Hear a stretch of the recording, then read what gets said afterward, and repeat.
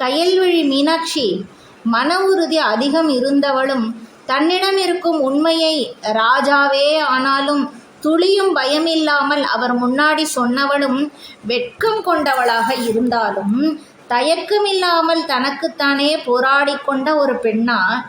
கண்ணகிக்கு வெட்கம் உண்டு, ஆனால் தயக்கம் இல்லை.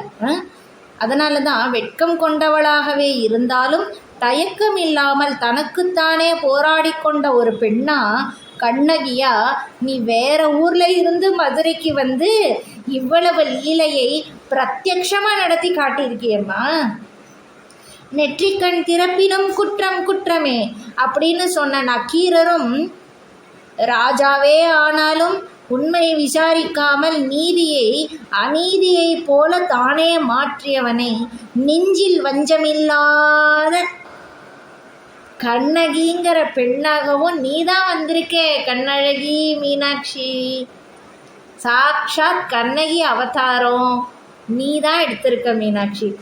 நீ உருவாக்கின ராஜ்யம் அரசவை, அதை வழி வழியாக ஃபாலோ பண்ணிட்டு வந்த ராஜாக்கள்ல ஒரு ராஜா இப்படி கண்ணகிக்கு இப்படி அநீதியை கொடுத்ததுக்கு, இப்படி பண்ணதுக்கு நீ தெய்வமே ஆனாலும் எப்படி இறங்கி வந்த?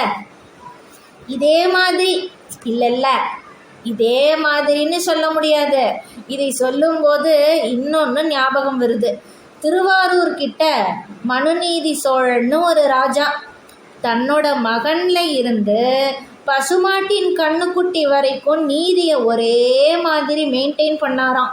பசுமாடு கூட மணி அடித்து நீதி கேட்டால் ராஜா அதை தீர விசாரித்து நீதியை நிலைநாட்டும் ராஜ்யம் செய்தாராம். கேட்டிருப்பியே நீ கூட அந்த கதையை, மனுநீதி சோழன் ராஜா கதையை. தக்க சமயத்தில் அந்த ராஜா செய்வாராம், அதுதான் அங்கே முக்கியம். ஆனால் இந்த காலத்தில் நீதி ரொம்ப காலம் தாழ்த்தி தான் கிடைக்கிறது. சமயத்தில் கிடைக்காமையும் நீதி செத்துடுது. இல்லைன்னா நீதி கிடைக்கும்போது அந்த மனுஷி செத்துடுறா. அப்படி கிடைக்கும் நீதிக்கு என்ன பெருமை மீனாட்சி? நீதி கிடைக்கணும், ஆனால் தகுந்த நேரத்தில் அந்த நீதி கிடைக்கணும். இல்லைன்னா காலம் தாழ்த்தி தரப்படும் நீதி அநீதி தானே. அது இருந்தா என்ன, செத்தா என்ன? ஆனால் உண்மை சாகிறது இல்லை. உண்மை என்னைக்கு இருந்தாலும் வெளியில் வருது, அதுதான் உண்மை. இன்னும் சொல்கிறேன்,